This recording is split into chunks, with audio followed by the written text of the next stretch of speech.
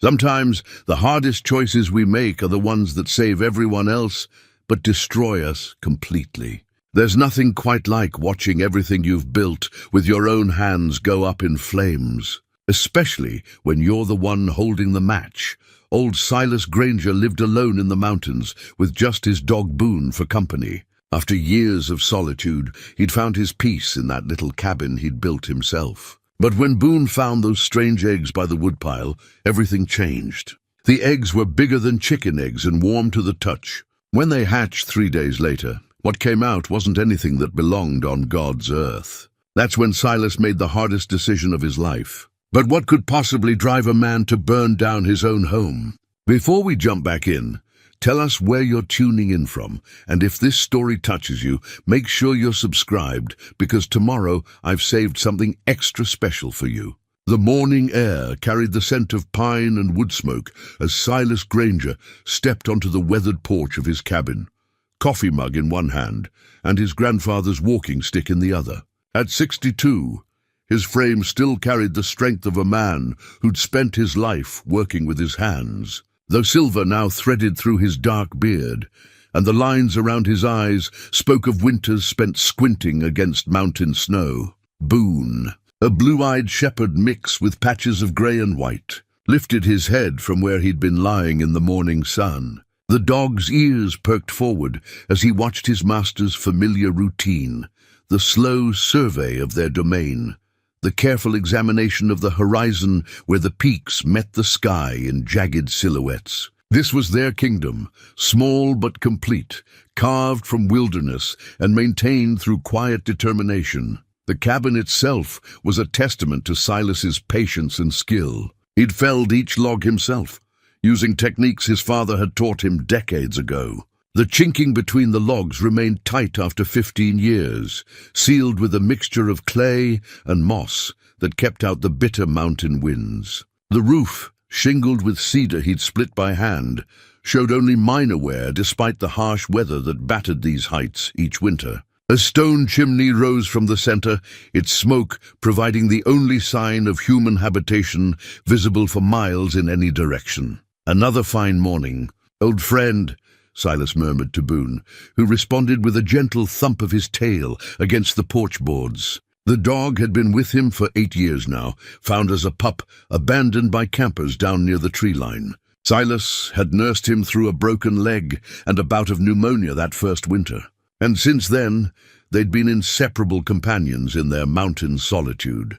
The property encompassed nearly 40 acres of steep terrain, most of it too rocky for farming, but perfect for a man who valued privacy above all else. A small meadow behind the cabin provided space for a vegetable garden where Silas grew potatoes, carrots, and hardy greens that could survive the short growing season. A spring-fed creek ran along the eastern boundary, providing fresh water year-round and supporting a grove of aspen trees that turned brilliant gold each September. Silas had chosen this spot carefully when he'd first arrived 20 years ago, fleeing from a life that had grown too complicated, too full of expectations and disappointments. The nearest neighbor lived 12 miles down the mountain, accessible only by a rough trail that became impassable during heavy snow. The closest town, Millerville, was a 2-hour ride on horseback in good weather, longer in winter when the higher passes filled with snow. He'd come here seeking solitude after his wife Martha's death, needing distance from the well-meaning friends and family who couldn't understand his grief. The cancer had taken her slowly, month by agonizing month, until the woman he'd loved for 30 years became a shadow of herself. After the funeral, after the settling of affairs, after the selling of their house in town, Silas had packed what little he needed and headed for the high country. The transition hadn't been easy. Those first winters had tested him in ways he hadn't expected. The isolation that seemed so appealing in summer became oppressive when snow blocked the trails for months at a time. He'd learned to preserve food, to repair equipment with whatever materials he could scavenge, to treat his own injuries and illnesses. More than once, he'd wondered if he'd made a terrible mistake, but gradually the mountains had worked their magic. The silence that once felt suffocating became restorative. The daily rhythms of survival, cutting wood, hauling water, tending the garden, provided structure and purpose. Most importantly, the solitude allowed him to grieve properly, without the pressure to move on or get back to normal that had driven him from civilization. Now, 2 decades later, this place felt more like home than anywhere he'd ever lived. Every tree, every rock formation, every seasonal change was as familiar as his own reflection. He knew which game trails the deer favored, where the best fishing holes lay along the creek, and how to read the subtle signs that predicted weather changes days in advance.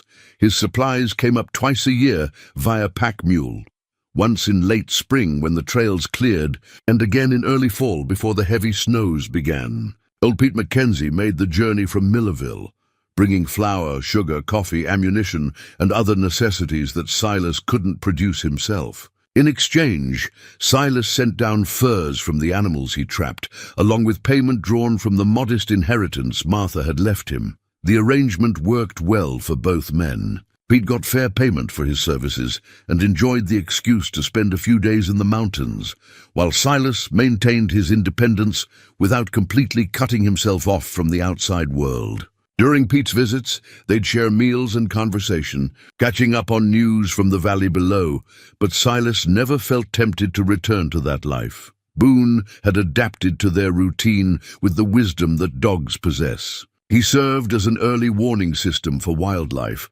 alerting Silas to the presence of bears or mountain lions that occasionally wandered through their territory. During hunting season, he helped track wounded game through the thick underbrush. In winter, he provided companionship during the long evenings when darkness fell early, and the cold made outdoor work impossible. The dog had his own personality and preferences. He favored the sunny spot on the south side of the cabin during cold mornings, enjoyed swimming in the deeper pools of the creek during summer, and had an uncanny ability to sense changes in weather hours before they arrived. Silas had learned to trust Boone's instincts, often adjusting his plans based on the dog's behavior. Their daily routine rarely varied. Mornings began with coffee and a survey of their domain, followed by whatever maintenance tasks the season demanded: splitting wood, repairing tools, tending the garden, or checking the snares and fishing lines that supplemented their diet. Afternoons were reserved for heavier work like cutting timber or hunting, while evenings were spent by the fire. Silas, reading by lamplight while Boone dozed at his feet. The cabin itself was spartanly furnished, but comfortable. A stone fireplace dominated one wall, with a heavy wooden table and 2 chairs positioned nearby. Silas's bed occupied an alcove in the back corner, while shelves lined the walls, holding his collection of books, tools, and personal belongings. A ladder led to a small loft, where he stored supplies and equipment. The walls displayed a few mementos from his previous life: a photograph of Martha taken on their wedding day, a military service medal from his time in Vietnam, and a hand-drawn map of the surrounding terrain that he'd created over years of exploration. These items connected him to his past without overwhelming him with memories he wasn't ready to confront. Outside, various outbuildings supported their self-sufficient lifestyle. A smokehouse for preserving meat stood near the creek, while a small barn housed his tools and stored hay for the occasional horse or mule that brought supplies. A root cellar dug into the hillside kept vegetables fresh through the winter months, and a workshop allowed him to repair equipment and craft new items as needed. The rhythms of mountain life had taught Silas patience and acceptance. He'd learned to work with nature rather than against it, to appreciate the changing seasons, and to find satisfaction in simple accomplishments. The man who'd once measured success in terms of income and social status now found meaning in a well-stacked woodpile or a successful hunt.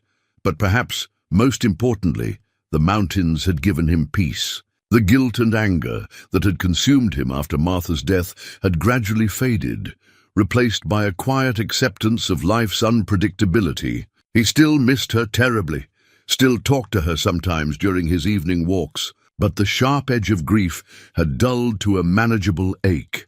As Silas stood on his porch that particular morning, watching Boone investigate something near the woodpile with unusual intensity. He felt the familiar sense of contentment that marked his days. The sun was climbing higher, promising warmth despite the crisp air. The garden would need attention soon, and he'd spotted deer sign near the meadow that suggested good hunting ahead. It was a morning like countless others, unremarkable in its simplicity and routine. Nothing in the peaceful scene suggested that this day would shatter the carefully constructed life he'd built, or that the choices ahead would test everything he believed about himself and his place in this remote corner of the world. Boone's sudden bark shattered the morning quiet, sharp and insistent in a way that immediately commanded attention. The dog was pawing at something near the base of the woodpile, his entire body tense with excitement or alarm. Silas couldn't tell which. Silas set down his coffee mug and walked over to where Boone was digging frantically at the base of the woodpile. The dog's behavior was unlike anything he'd seen before. Not the excited digging that accompanied the discovery of a buried bone, nor the cautious investigation he showed around unfamiliar scents. This was something different, something urgent. "What you got there, boy?" Silas asked, kneeling beside his companion. Boone looked up briefly, his blue eyes holding an expression that seemed almost pleading, then returned to his digging with renewed intensity. Silas gently moved Boone aside and began clearing away the loose dirt and debris himself. His calloused hands worked carefully, years of experience having taught him patience in all things. About 6 inches down, his fingers encountered something smooth and warm. He paused, frowning. The morning air was crisp enough to see his breath, yet whatever lay buried here radiated heat, like a stone that had been sitting in summer sunlight. He cleared more dirt away, revealing what appeared to be the top of an egg, but unlike any egg he'd ever seen. The shell was roughly the size of a goose egg, but rounder, almost perfectly spherical. Its surface was a deep amber color, with darker speckles that seemed to shift and move when he looked at them directly. More disturbing was the warmth it gave off, a steady heat that seemed to pulse like a slow heartbeat. Silas sat back on his heels, studying the strange object. In 62 years of life, 20 of them spent in these mountains, he'd encountered most of what nature had to offer. He knew the eggs of every bird species in the region, had stumbled across the nests of hawks, eagles, and even the occasional owl. This belonged to none of them. Boone whined softly, pressing against Silas's leg. The dog's ears were flat against his head, a sure sign of distress or confusion. Silas reached down to stroke the animal's neck, feeling the tension in the muscles there. "Easy, boy. Let's see what we're dealing with here." He continued excavating carefully, discovering that the first egg was part of a clutch of 6, all nestled together in what appeared to be a carefully constructed nest. The nest itself was another puzzle, woven from materials that included pine needles, moss, and what looked like strands of something metallic that caught the morning light with an oily shimmer. Each egg pulsed with that same inner warmth. And when Silas leaned closer, he could swear he heard something, a faint sound like whispered words in a language he didn't recognize. The sensation made the hair on his arms stand up, though he couldn't say why. He'd heard stories, of course. Every mountain man had tales of strange things encountered in the deep wilderness, phenomena that couldn't be easily explained. Most he'd dismissed as the products of isolation and imagination, the mind's way of filling empty spaces with mystery. But sitting here with these impossible eggs warming his hands, those stories seemed less far-fetched. Martha had always been the practical one in their marriage, quick to dismiss his occasional flights of fancy with gentle humor. "Silas Granger," she'd say, "you've got too much imagination for your own good."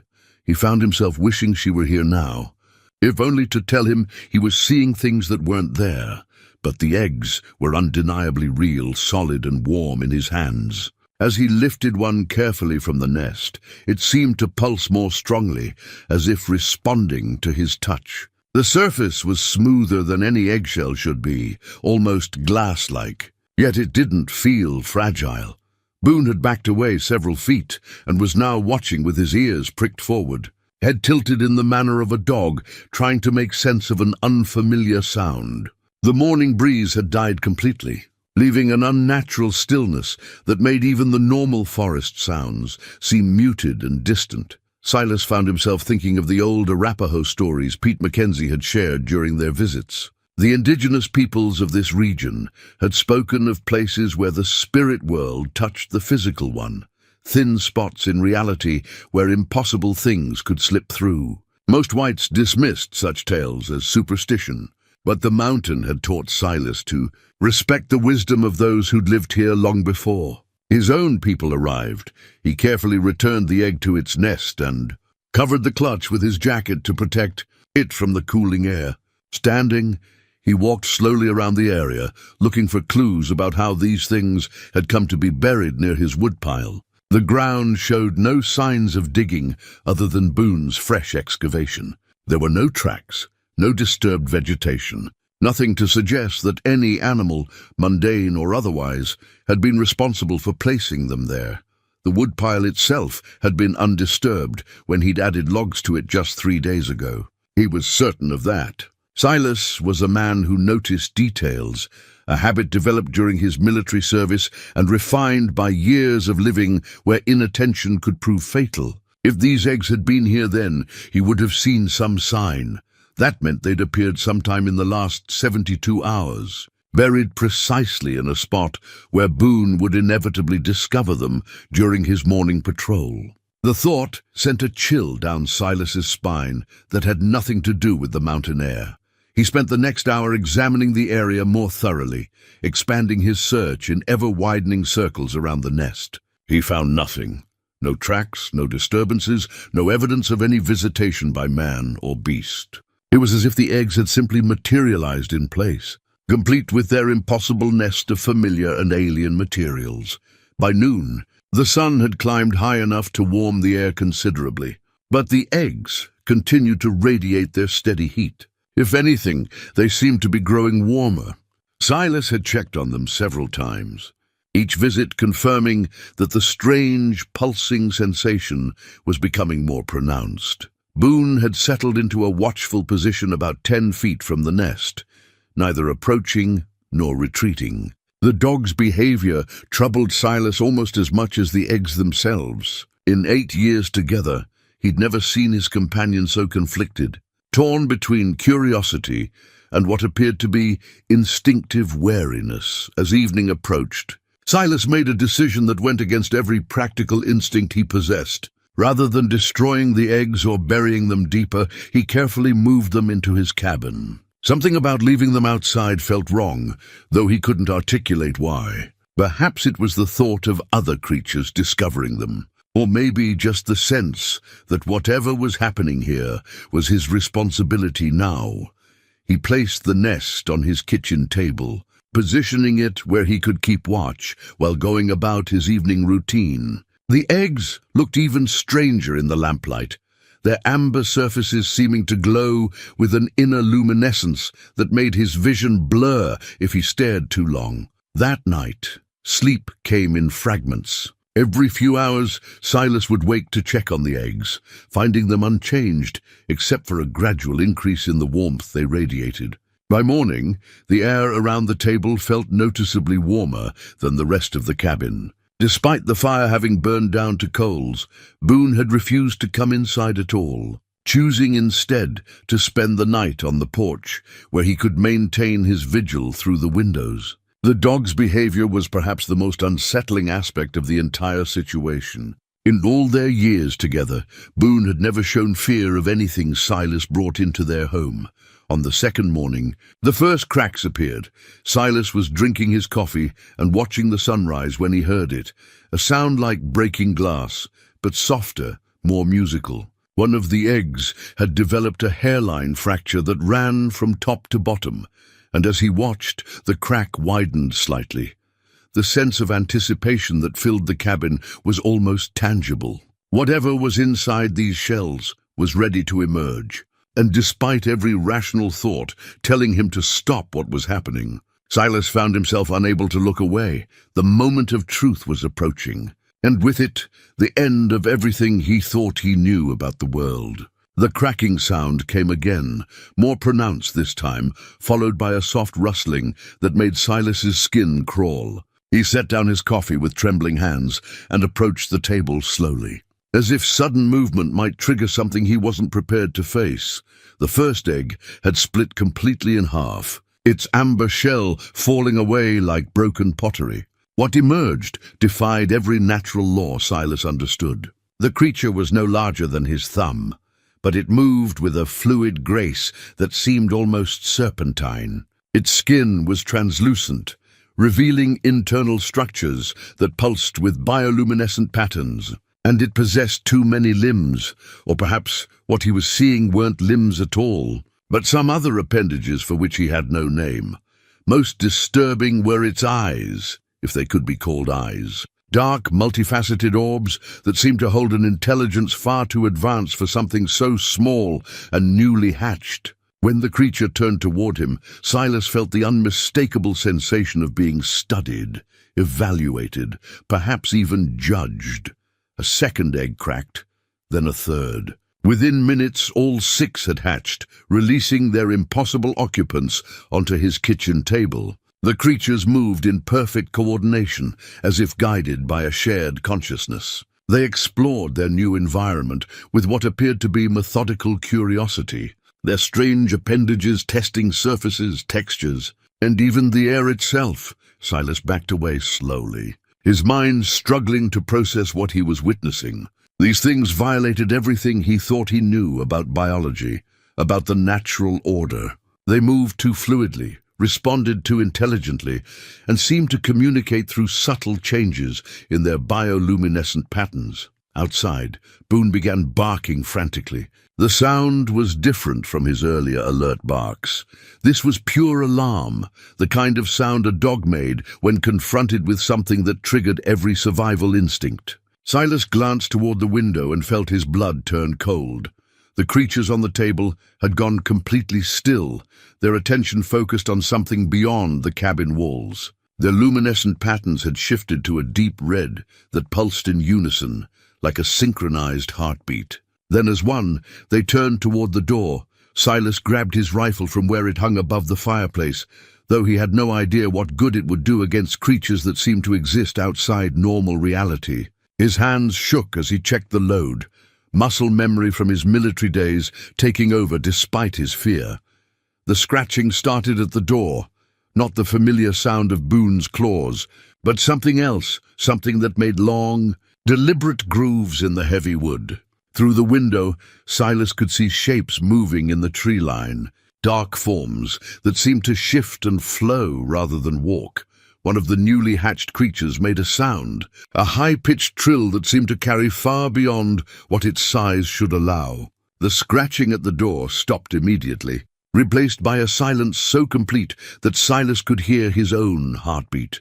He realized with growing horror that the things outside weren't random predators drawn by coincidence. They were responding to the creatures in his cabin, called by some signal he couldn't perceive. The eggs hadn't been abandoned or lost.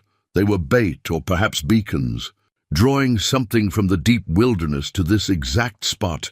Boone's barking had changed again, becoming a series of sharp, panicked yelps. Silas peered through the window and saw his faithful companion backing toward the cabin, his hackles raised and his body trembling. Whatever was out there had the dog terrified in a way Silas had never seen.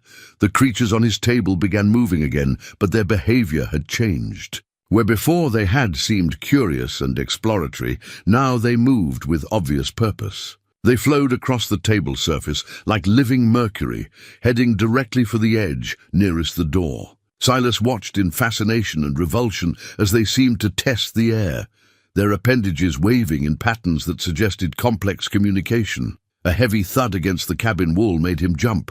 Then another, from a different direction. Whatever was outside was circling the building, testing its defenses. Silas had built well.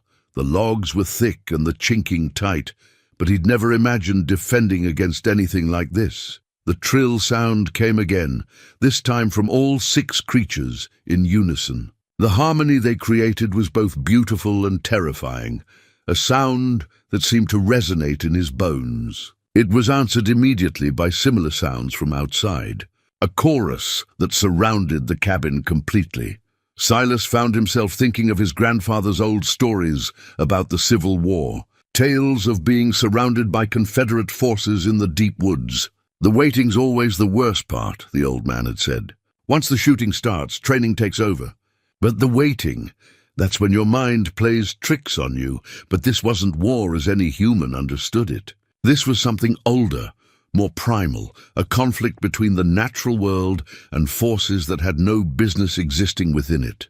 The creatures in his cabin weren't enemies exactly, but they weren't allies either. They were harbingers, advanced scouts for something larger and more dangerous. A new sound reached his ears, a rhythmic tapping against the window glass. Silas turned to see one of the dark shapes outside, pressing against the pane with appendages that left wet, viscous marks. The thing was larger than the creatures on his table, roughly the size of a house cat, but its form was similarly fluid and indefinable. Through the distorted glass, he could make out features that hurt to look at directly. The creature seemed to exist in a constant state of transformation, its outline shifting and flowing as if it couldn't quite decide what shape to hold. Only its eyes remained constant, the same multifaceted orbs he'd seen on the newly hatched specimens, but larger and somehow more aware. The creature in his cabin nearest the window responded to its larger cousin outside, their bioluminescent patterns synchronizing in a display that was both beautiful and ominous. Silas realized he was witnessing some form of communication that transcended normal senses, a conversation conducted in light and sound, and perhaps other frequencies he couldn't perceive. His military training told him to barricade the door and windows, to create defensive positions and wait for dawn. But something deeper, some instinct that predated civilization, whispered that traditional tactics would be useless here. These creatures operated by rules he didn't understand, with motivations that might be completely alien to human thinking. The lamp on his table flickered, casting shifting shadows that made the creatures seem even more otherworldly. Their movements had become more agitated, more purposeful. Whatever communication was taking place between those inside and those outside, it was reaching some kind of conclusion. Silas gripped his rifle tighter and tried to think like the soldier he'd once been. Every enemy had weaknesses, every situation had options. The problem was identifying what those might be when dealing with creatures that shouldn't exist in the first place. The attack came without warning, swift and coordinated in a way that spoke of intelligence far beyond what Silas had imagined possible. The creatures outside struck simultaneously at 3 different points: the door, the main window, and the small ventilation gap near the roof. The sound was like a thunderclap of breaking glass and splintering wood. Silas fired instinctively at the shadow flowing through his shattered window, the rifle's report deafening in the confined space. The bullet seemed to pass through the creature without effect, striking the far wall with a spray of wood chips. The thing barely paused, continuing its fluid advance across his floor.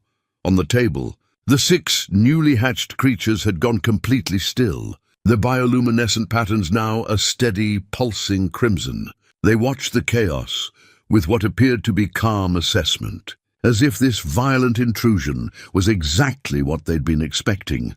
Boone burst through the damaged door, his fur standing on end and his eyes wild with terror.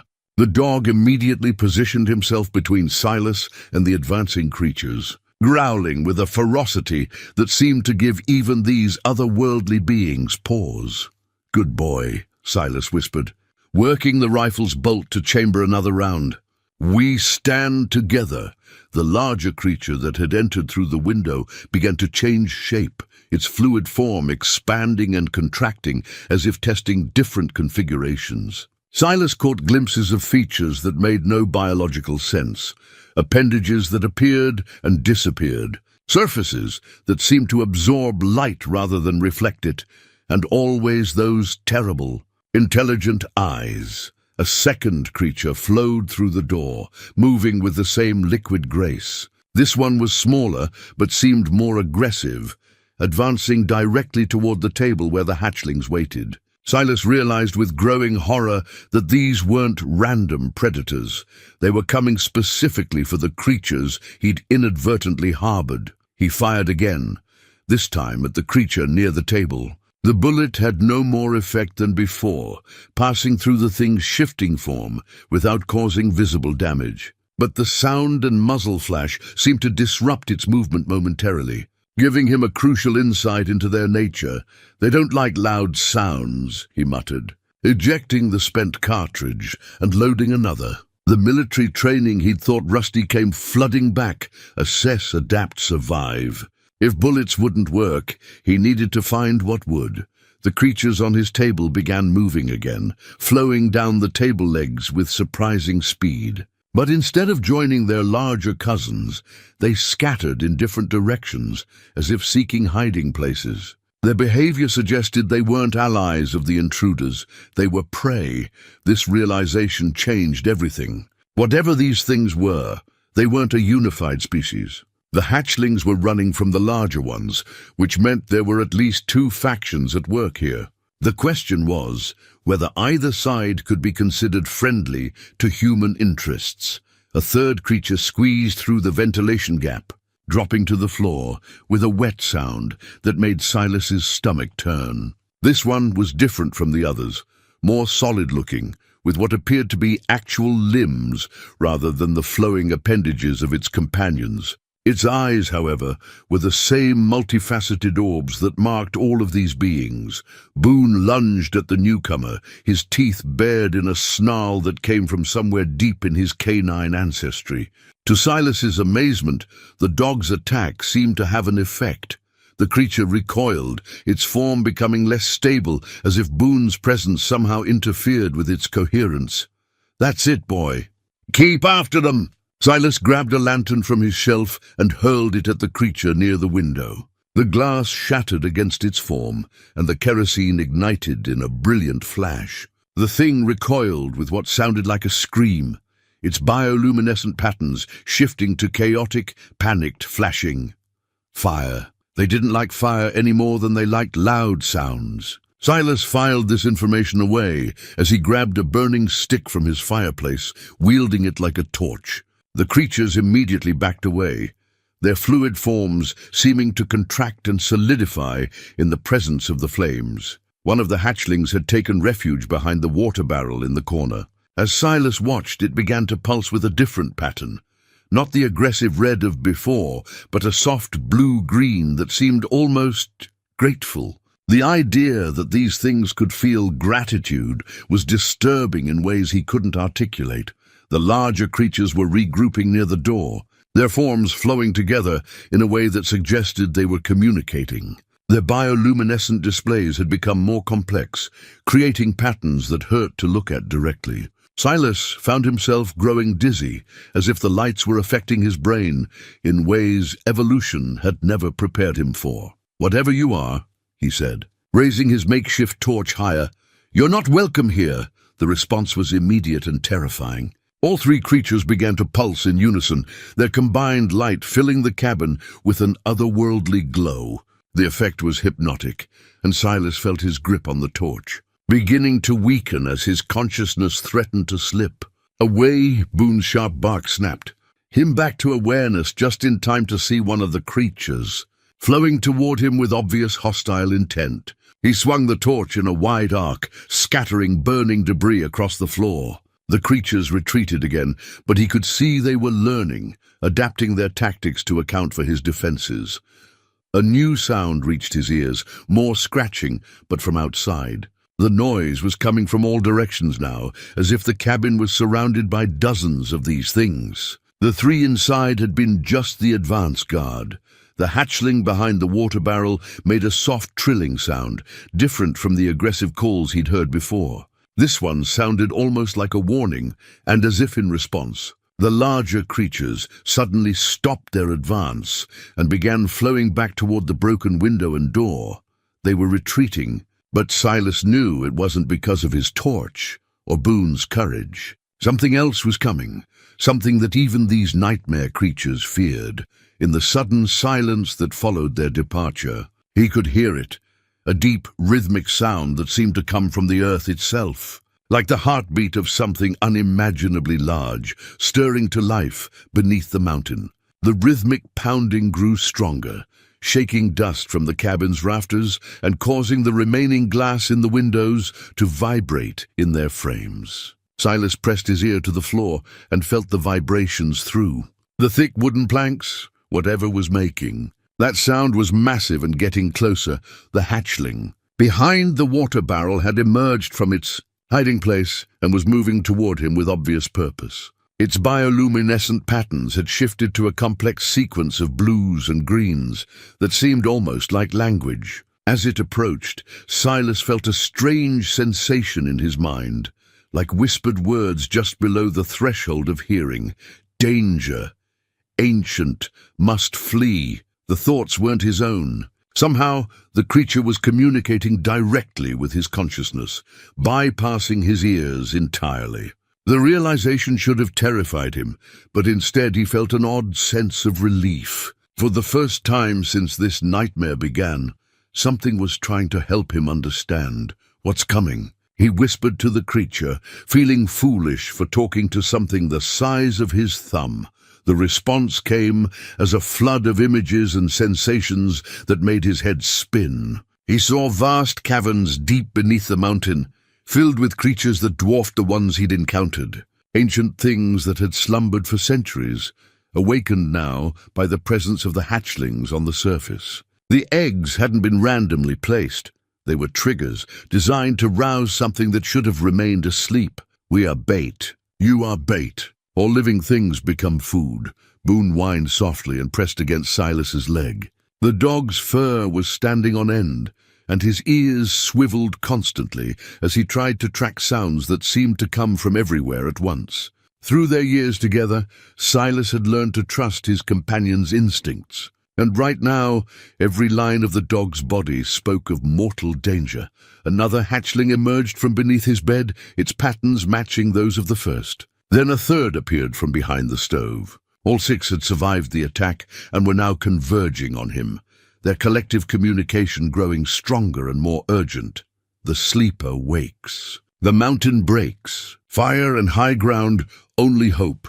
The images that accompanied these thoughts were horrifying. Silas saw the mountains splitting open like a cracked egg, releasing creatures that moved like living shadows across the landscape. He saw forests burning, not from normal fire, but from some kind of energy that consumed everything in its path. Most disturbing of all, he saw humans fleeing in terror, their minds shattered by contact with intelligences too alien to comprehend. "How long do we have?" he asked aloud. "Hours, maybe less. It feeds on fear first, flesh second." Silas looked around his cabin, his home for 20 years, and felt a profound sense of loss. Everything he'd built here, everything he'd worked for, was about to be destroyed by forces beyond his comprehension. But Martha's voice seemed to echo in his memory, something she'd said during her final days. "Sometimes the only victory is choosing how you face the end." He began moving with grim purpose, gathering supplies he would need for whatever came next. His military pack went on first, followed by ammunition, medical supplies, and what food would travel well. The hatchlings watched his preparations with what appeared to be approval, their patterns shifting to encourage him when he made good choices and warning him away from items that would be useless in what lay ahead. Boone had positioned himself by the door, his body tense and ready to move. The dog understood that they were leaving, and his earlier terror had transformed into the kind of focused alertness that had served them well during dangerous situations in the past. The pounding from below had developed a rhythm now, like some massive heart beating in the depths of the earth. With each pulse, small objects in the cabin rattled and shifted.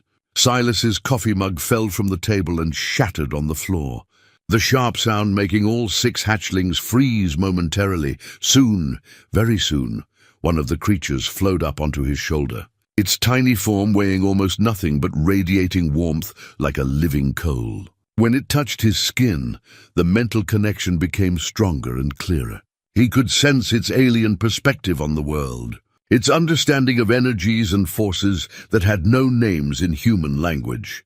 Through its senses, he perceived the mountain as a living entity, riddled with passages and chambers that formed a vast network of arteries and organs. Something ancient and vast lay at its heart, something that had been sleeping since before his species existed. The hatchlings weren't native to this world. They were refugees from somewhere else, fleeing a catastrophe that had consumed their own realm. Your kind calls it many names: demon, devil, old god.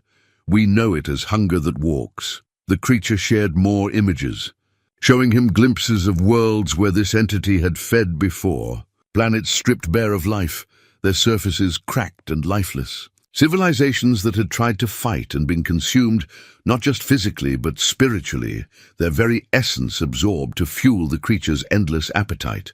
Why here? Why now? The barriers grow thin. Your people's pain calls to it. Wars and suffering create weakness in the walls between worlds. Silas thought about the news reports Pete Mackenzie had shared during his last visit. Conflict spreading across the globe. Natural disasters increasing in frequency and intensity. The general sense that the world was spiraling towards some kind of crisis. If the creature was drawn to suffering, then humanity had certainly provided plenty of invitation. The rhythmic pounding suddenly stopped, leaving a silence so complete that Silas could hear his own heartbeat. The hatchlings on his body went completely still, their bioluminescent patterns dimming to almost nothing. It wakes. It rises. Time to choose. Through the cabin's damaged windows, Silas could see the forest beginning to change. Trees that had stood for decades were leaning away from the mountain as if blown by invisible wind. Birds that should have been roosting for the night were fleeing in massive flocks, their cries creating a cacophony of terror that echoed across the valley. Most disturbing of all, the very air seemed to be thickening, taking on a quality that made it hard to breathe. Each inhalation felt heavy and wrong, as if the atmosphere itself was being transformed by the presence of something that had no business existing in this reality. The ground beneath the cabin groaned and shifted, and Silas realized with crystalline clarity that his time for preparation was over. Whatever was coming would arrive within minutes, and his choices now would determine not just his own survival, but possibly the fate of everyone who lived in the valley below. The first crack appeared in the cabin floor directly beneath the kitchen table, a hairline fracture that widened as Silas watched. Steam hissed up through the gap, carrying with it a smell that was both metallic and organic, like blood mixed with copper pennies. The hatchlings on his shoulders began to pulse urgently, their mental voices joining in a chorus of warning. "Move now." "High ground." "The firestones?" Silas asked, but the creatures were already flowing down from his shoulders, heading toward the door with obvious purpose. Their meaning became clear as one of them paused by his fireplace, its patterns shifting to indicate the collection of smooth river rocks he'd used to line the hearth. Understanding flooded through him. These weren't ordinary stones. They were something else, something the hatchlings recognized as important. He'd found them years ago while exploring a cave system higher up the mountain, drawn to them by their unusual weight and the way they seemed to hold heat longer than normal rock. He'd thought them merely curious geological specimens. Working quickly, Silas gathered the stones into a canvas bag, their warmth evident even through the thick fabric. The largest was about the size of his fist, while the smallest were no bigger than marbles. He'd collected dozens over the years, never understanding their significance until now. Ancient weapons, made by the first ones to hold back the hunger. The crack in his floor widened with a sound like breaking bones. Through the gap, he could see a faint reddish glow that pulsed in rhythm with the distant pounding. Whatever lay beneath was using the mountain's geological structure as a conduit, following the natural fissures and fault lines to reach the surface. Boone was already at the door, whining and pawing at the frame. The dog's instincts were screaming at him to flee, and Silas knew they were right. But as he looked around the cabin one last time, he felt the weight of everything he was abandoning.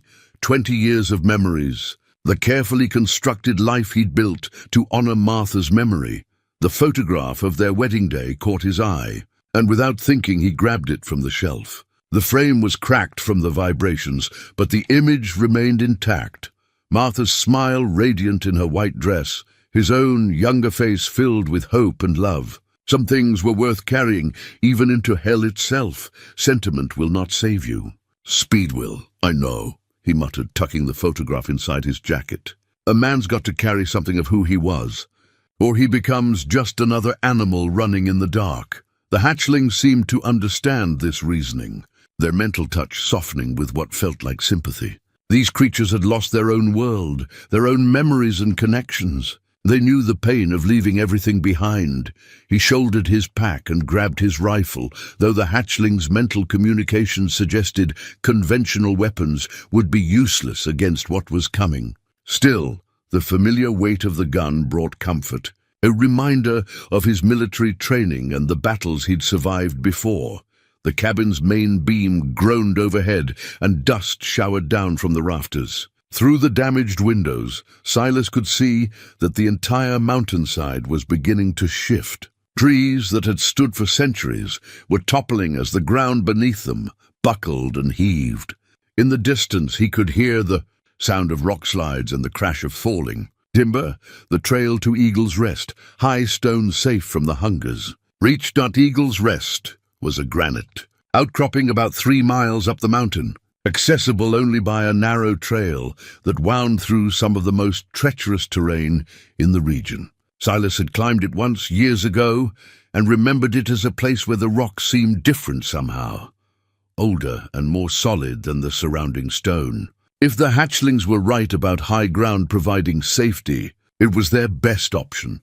The floor beneath his feet lurched suddenly, and a section near the stove collapsed entirely, revealing a shaft that dropped into red-lit darkness. The smell that emerged was overwhelming, not just the metallic scent he'd noticed before, but something that made his primitive brain scream warnings about predators and death.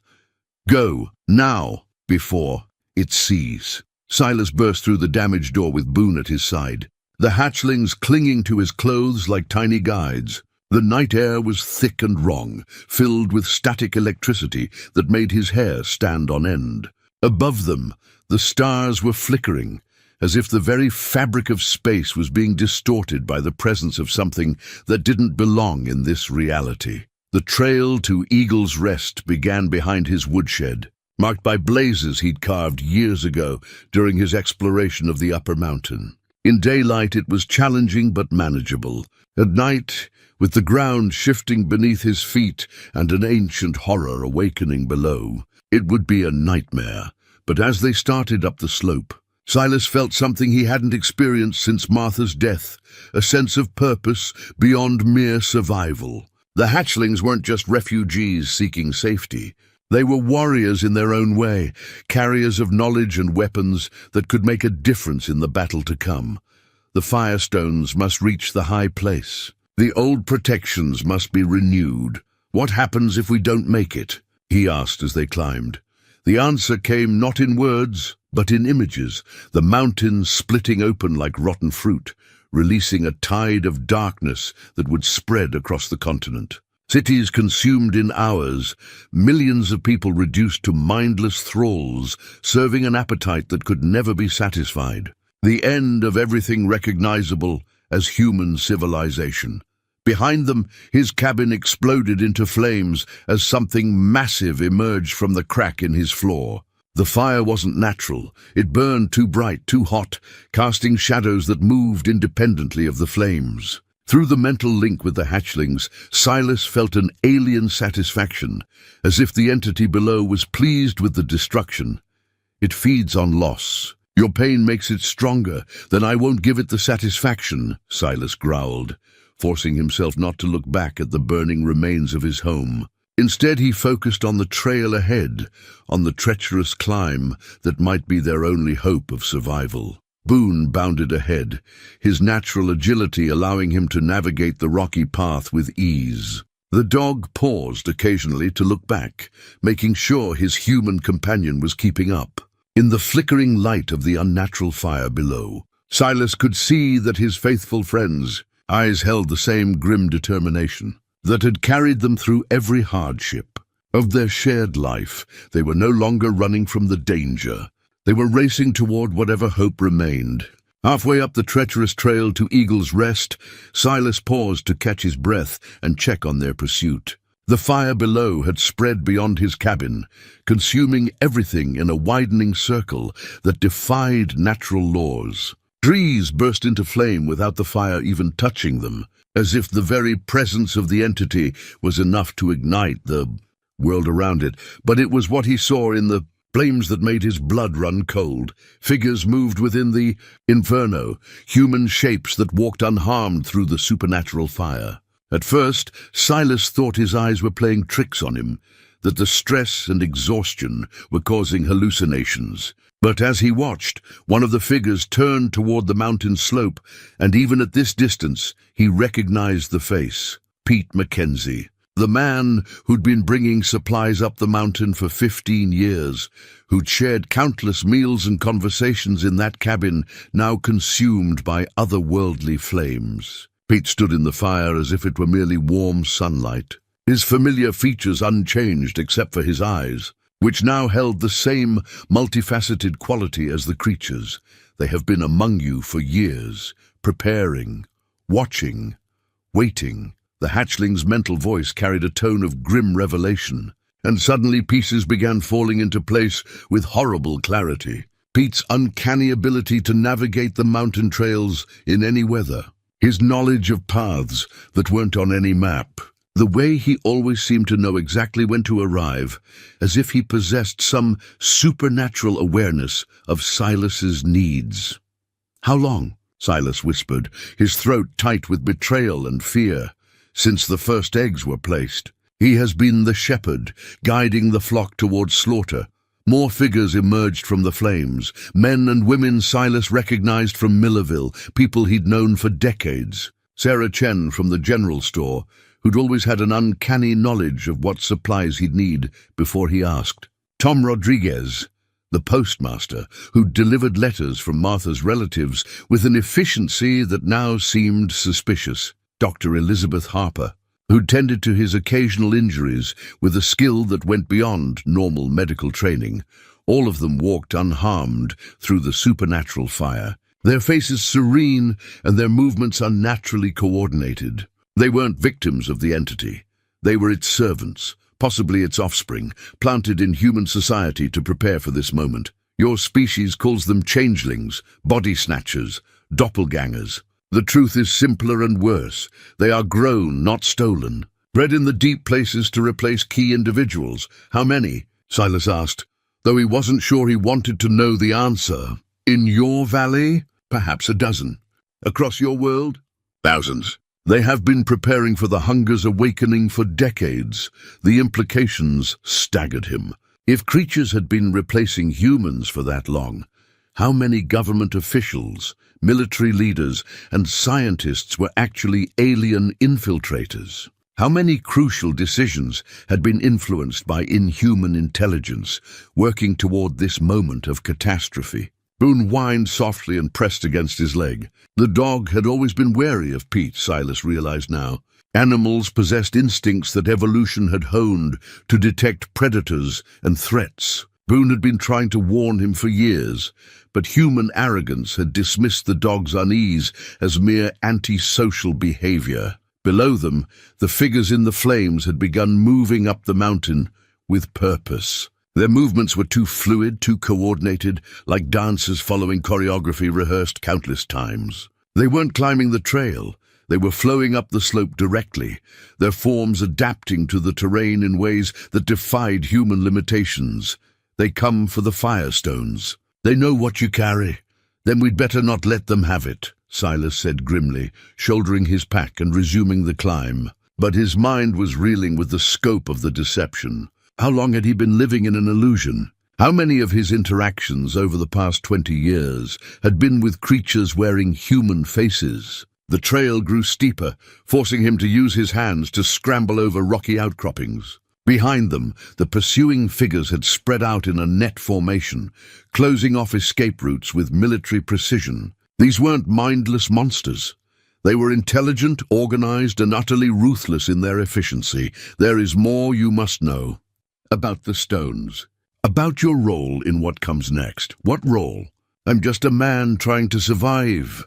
The response came as a flood of images that made his head spin. He saw himself not as he was now, but as others saw him, a guardian placed in this specific location for this specific purpose. The random events that had led him to this mountain weren't random at all.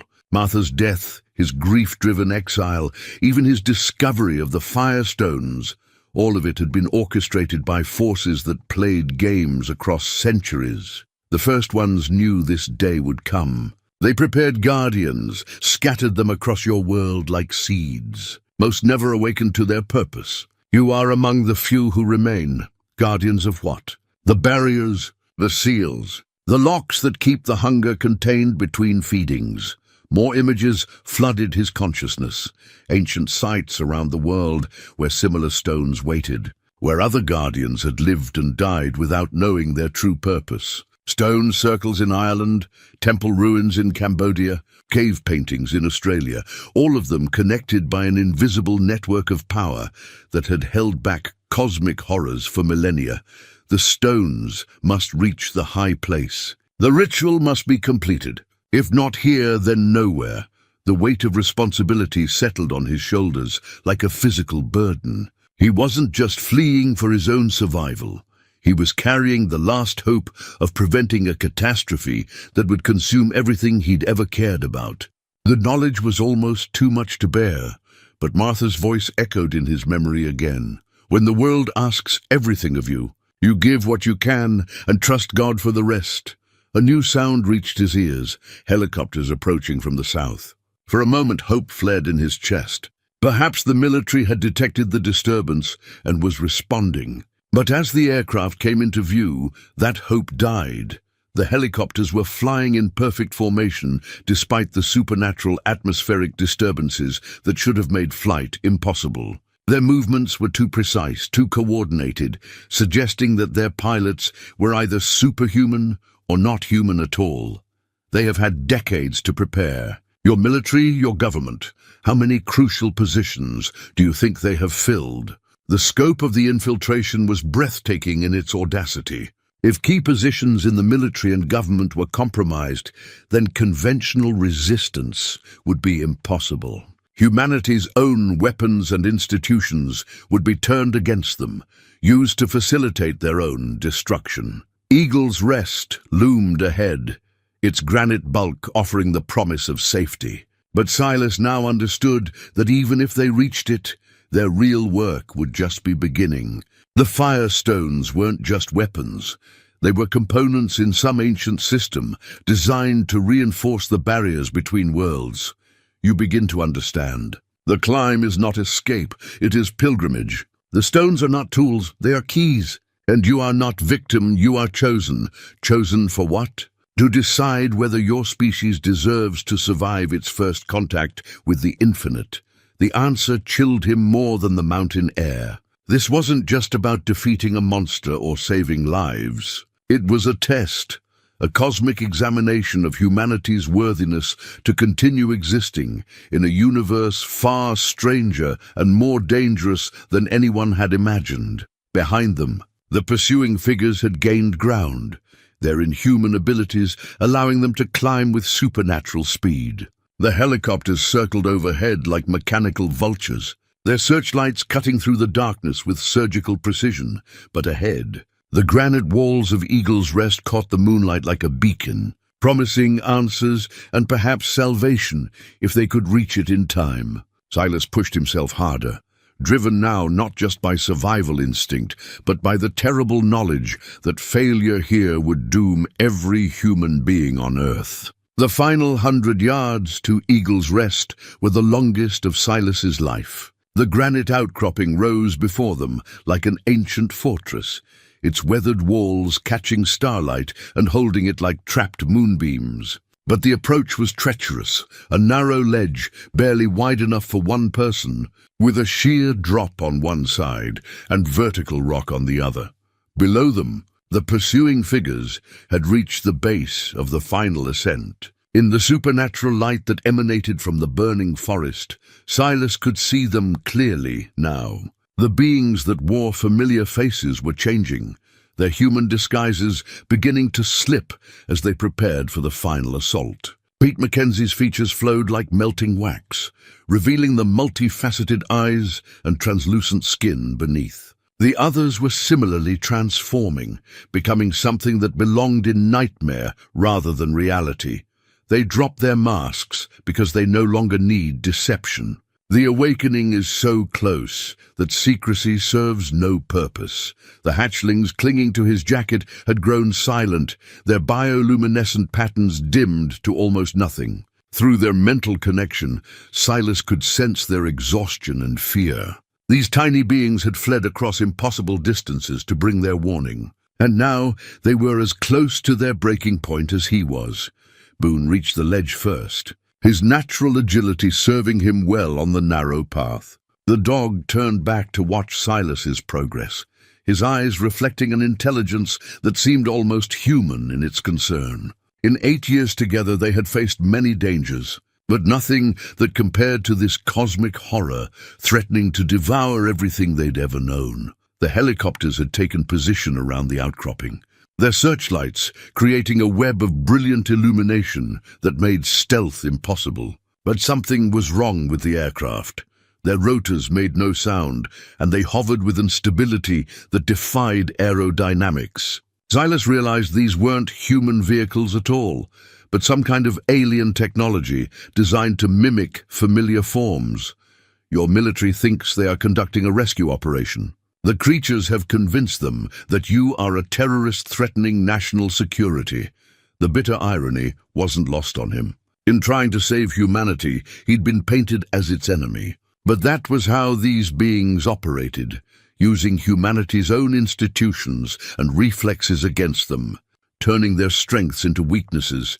As he edged along the ledge, Silas's hand brushed against the bag of firestones. Even through the thick canvas, he could feel their warmth increasing. The ancient artifacts were responding to their proximity to whatever lay hidden within Eagle's Rest, resonating with energies that predated human civilization, almost there. The chamber lies beneath the granite, hidden from sight but not from those who know how to look. How do I access it? The stones will show you. They remember their purpose even when their guardians have forgotten. The ledge ended at a flat platform, perhaps 20 feet square, surrounded on 3 sides by towering granite walls. This was Eagle's Rest proper, the place where he'd once come to think and remember Martha. Now it would serve as the battleground for humanity's survival. But as Silas stepped onto the platform, he saw something that made his blood freeze. He wasn't the first guardian to reach this place. Scattered across the granite were the remains of others who had made this desperate journey, skeletons still clutching bags of similar stones. Their bones bleached white by decades of mountain weather. Many have tried. All have failed. The ritual requires more than stones and determination. What else does it require? The answer came not from the hatchlings, but from the granite itself. As his feet touched the center of the platform, symbols began to glow beneath the weathered surface, ancient writing that hurt to look at directly. The message was clear even without translation. A guardian's life was the key that activated the stones, the final component in a ritual designed to reinforce the barriers between worlds.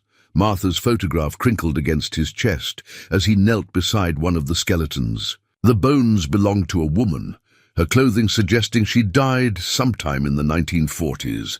Beside her lay a leather journal, its pages remarkably preserved by the dry mountain air. With trembling hands, Silas opened the journal and read the final entry.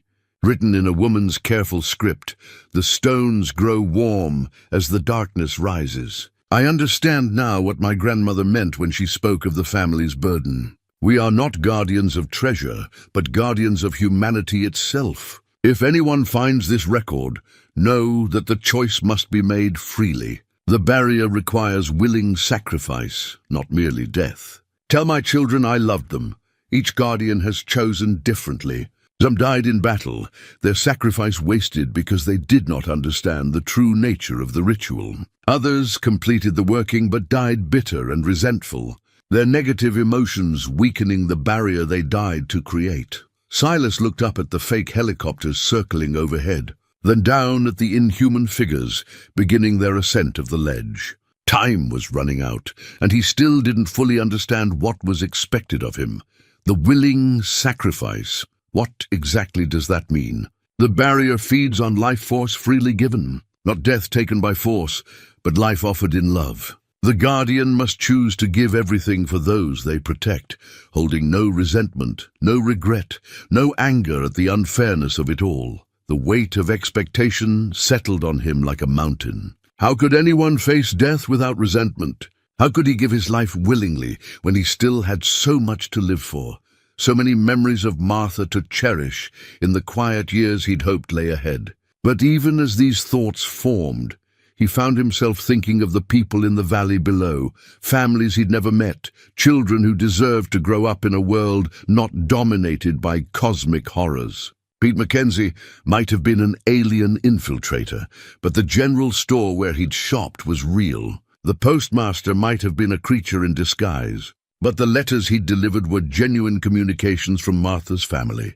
Humanity, for all its flaws, was worth preserving. Understanding begins. But understanding alone is not enough. The ritual must be performed correctly, or the sacrifice achieves nothing. The first of the pursuing creatures reached the platform, flowing up over the edge with inhuman grace. It had abandoned all pretense of human form now, appearing as a writhing mass of translucent flesh and multifaceted eyes. When it spoke, the voice was Pete's, but the words came from multiple mouths arranged around its surface.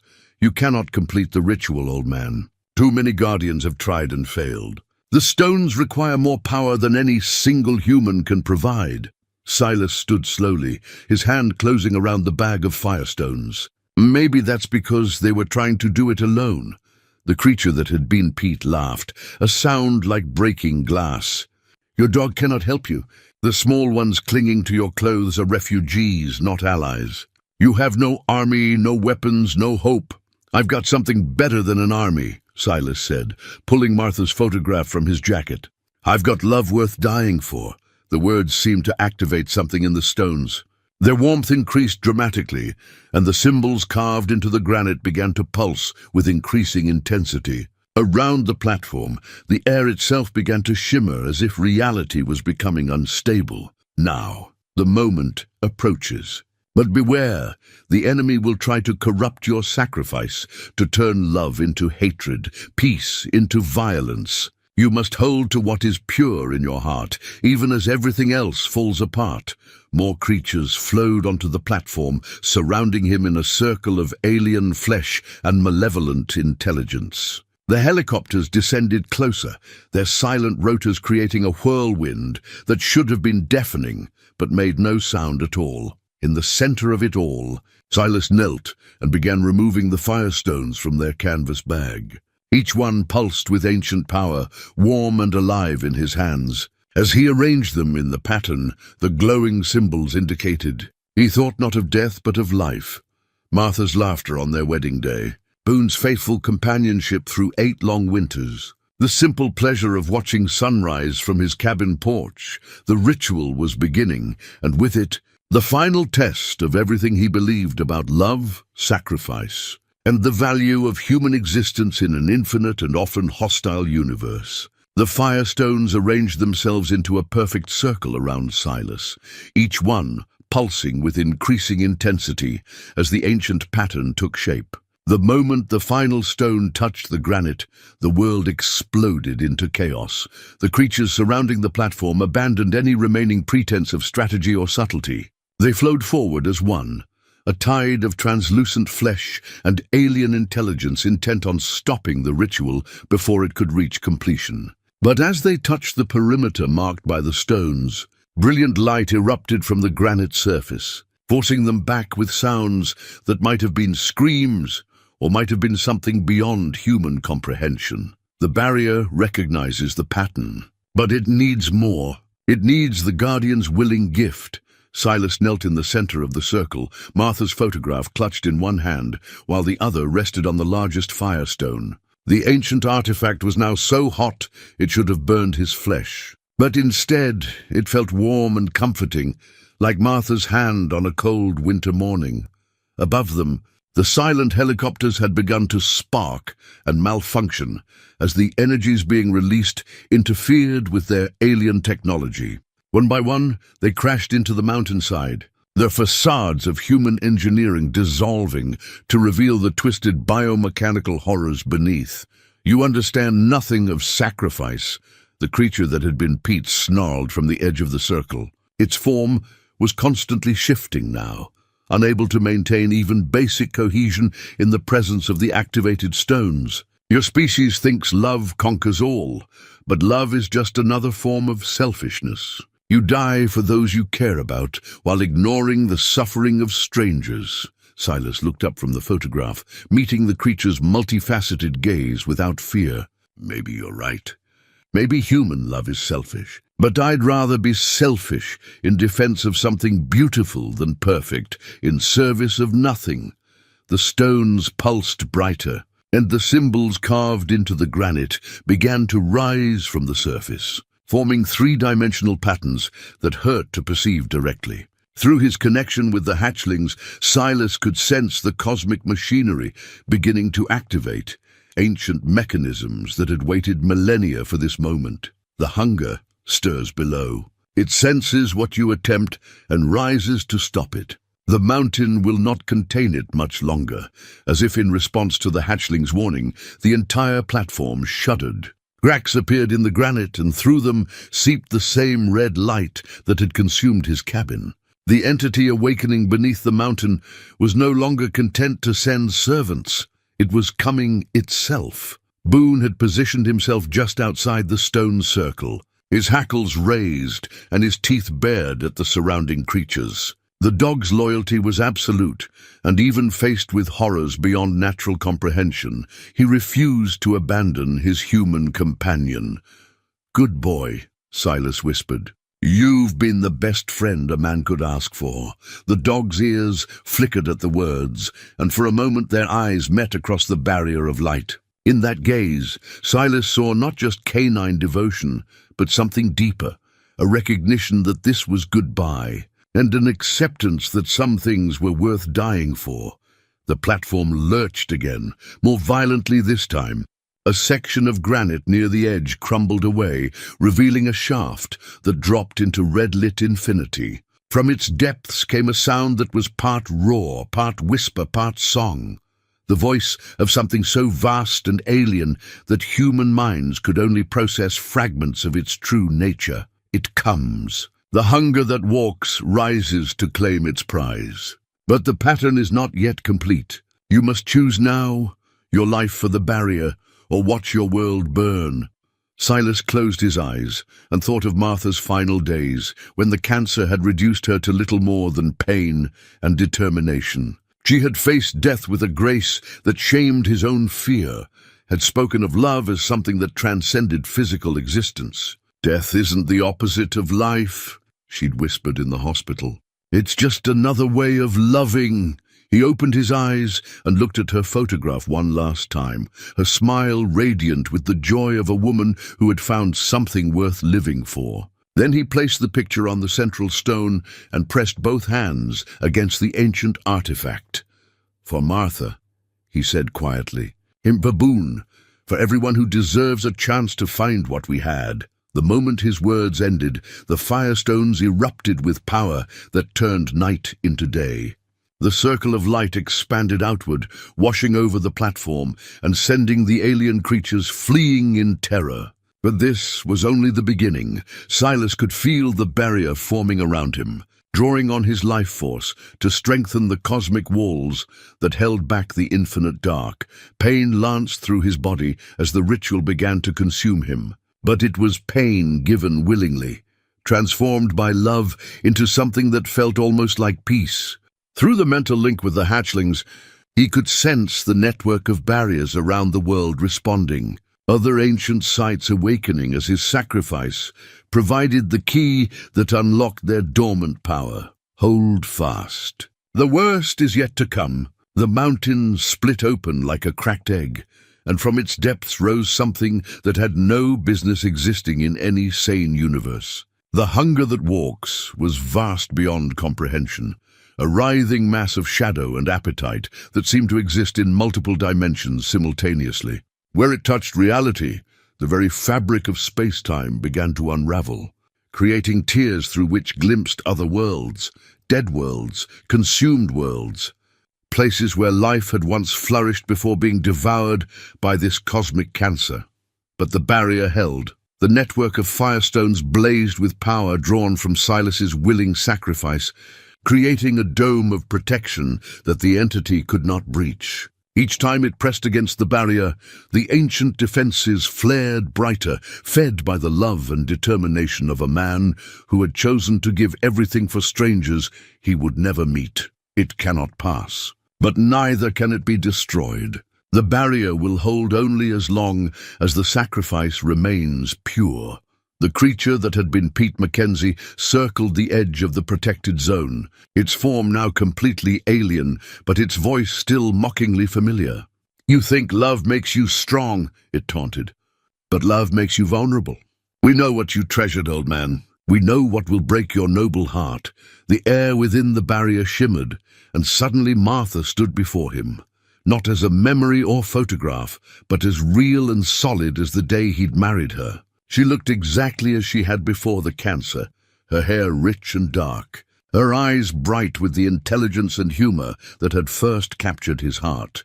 "Silas," she said, her voice carrying all the warmth he remembered. "Why did you leave me? Why did you run away to this God-forsaken mountain when I needed you most?" The words hit him like physical blows. This was his deepest guilt, the shame he'd carried for 20 years. He had fled after her death, had abandoned their shared life and friends because he couldn't bear the weight of memories. In the depths of his grief, he'd convinced himself it was honoring her memory, but the truth was simpler and more painful. He had run because staying hurt too much. It is not her. It is the hunger wearing her face, speaking your fears to corrupt the sacrifice. But knowing the truth intellectually and feeling it emotionally were different things. The figure before him captured every detail of Martha's appearance, every mannerism and inflection. When she smiled, it was with the same slight asymmetry that had made her face so beautifully unique. When she reached toward him, it was with the same graceful gesture she'd used to comfort him through countless smaller griefs. "I waited for you," the false Martha continued. "I waited in that hospital bed, hoping you'd find the courage to stay and fight for us. But you were always a coward, weren't you? Always running when things got difficult." The firestones began to flicker, their light dimming as doubt crept into Silas's heart. The barrier wavered, and through the cracks he could see the hunger pressing closer, sensing weakness in the Guardian's resolve. Remember the truth. Remember why she loved you. Remember what she said about love transcending death. Silas closed his eyes and thought back to Martha's actual final words, not the cruel fabrication before him now. She had been weak, barely able to speak, but her message had been clear. "Love doesn't end with death, Silas. It just changes form. Carry me with you wherever you go." He opened his eyes and looked at the false Martha with newfound clarity. "You're right about one thing," he said quietly. "I was a coward. I ran because I was afraid of living without her. But I learned something on this mountain that you'll never understand." The false Martha's expression shifted, becoming less certain. "What's that?" "Love isn't about holding on. It's about letting go when the time comes, and trusting that what you built together is strong enough to survive the separation." He picked up Martha's photograph from the central stone, holding it up so the false image could see. "This is Martha.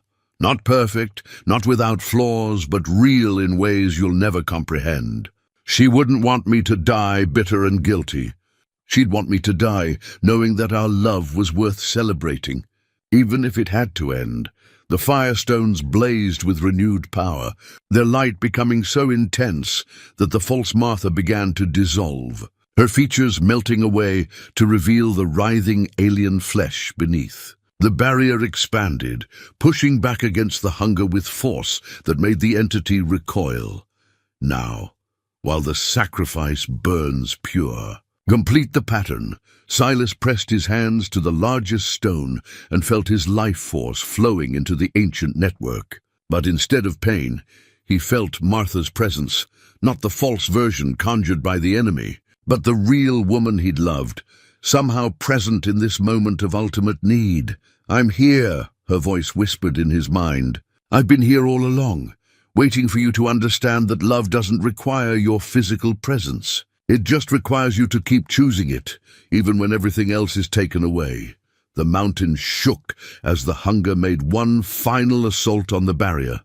But it was too late. The sacrifice was complete, the pattern fulfilled, and the barriers around the world blazed to life with power that would hold back the darkness for another age. The first thing Silas noticed was the silence. Not the oppressive quiet that had preceded the entity's awakening, but a peaceful stillness that spoke of balance restored and ancient hungers satisfied. The red light that had seeped from the mountain's depths was gone, replaced by ordinary starlight that painted the granite platform in silver and shadow. He was still alive, though he wasn't entirely sure how. The firestones lay cold and dark around him, their ancient purpose fulfilled. The barrier they had created was invisible now, but he could sense its presence like a warm current in the air. A protective field that stretched far beyond this mountain to encompass the entire world. You live because the sacrifice was pure. Love freely given returns threefold. The hatchlings still clung to his jacket, their bioluminescent patterns now a gentle blue-green that spoke of peace rather than alarm. Through their mental connection, he could sense their gratitude and relief. They had found what they came seeking, a guardian willing to pay the price for humanity's protection. Boone approached cautiously, sniffing the air with the careful attention of a dog who had learned to trust his instincts above all else. The creatures that had pursued them were gone, dissolved back into whatever dimension had spawned them when the barrier sealed the breach between worlds. The false helicopters lay scattered around the mountainside as twisted wreckage, their alien technology no longer able to maintain its human facade. "We did it." "Oi," Silas whispered, reaching out to stroke his companion's fur. "We actually did it." The dog pressed against his leg with a contentment that suggested he understood, at least in part, what they had accomplished. For 8 years, Boone had been Silas's faithful companion through isolation and grief. Now he had been witness to something that would reshape both their lives in ways neither of them could fully comprehend. Martha's photograph lay beside the central stone, unharmed by the cosmic forces that had raged around it. Silas picked it up with trembling hands, studying her face in the starlight. The image was unchanged, but somehow it seemed different now, not a reminder of loss, but a celebration of love that had proven stronger than death itself. She is not gone. None of the truly loved are ever gone. They live in the choices made by those who remember them. The hatchling's words carried a wisdom that went beyond its alien origin. Love, Silas realized, was perhaps the only truly universal force, recognized and valued by intelligent species across the cosmos, powerful enough to breach the barriers between life and death as dawn approached, painting the eastern sky in shades of gold and rose. Silas began to understand the magnitude of what had changed.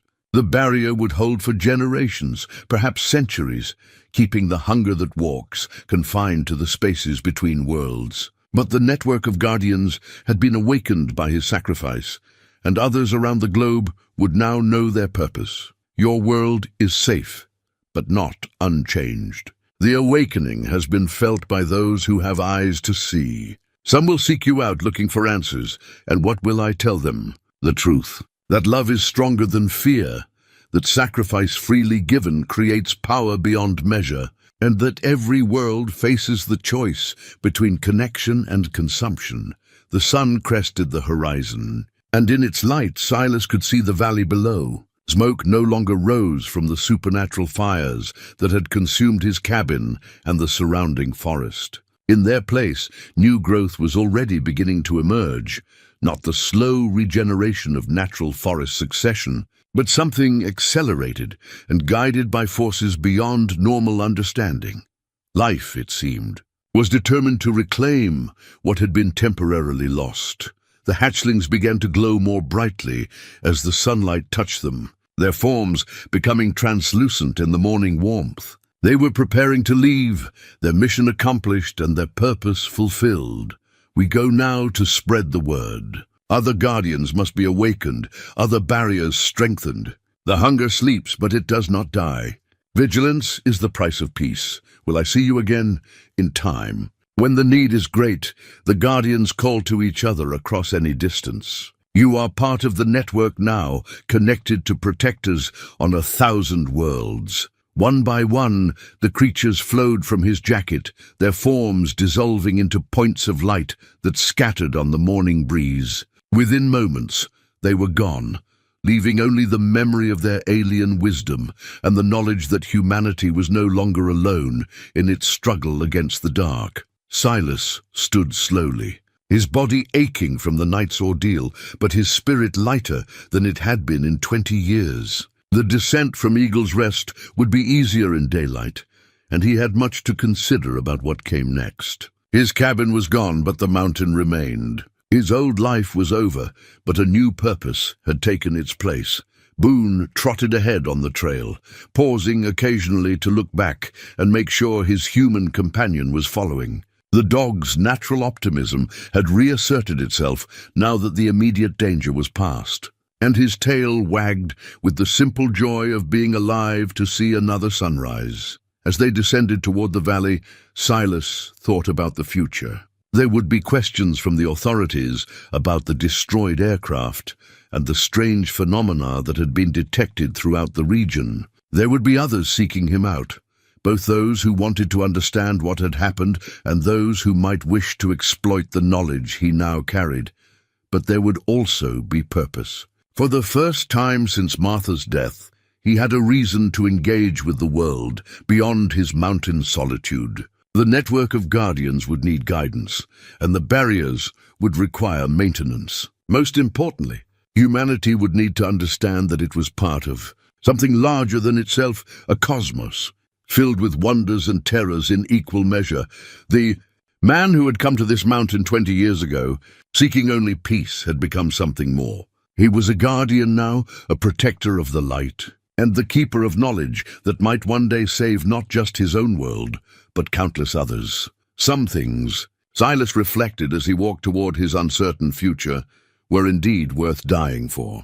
And sometimes love proves strong enough to let you live for them instead.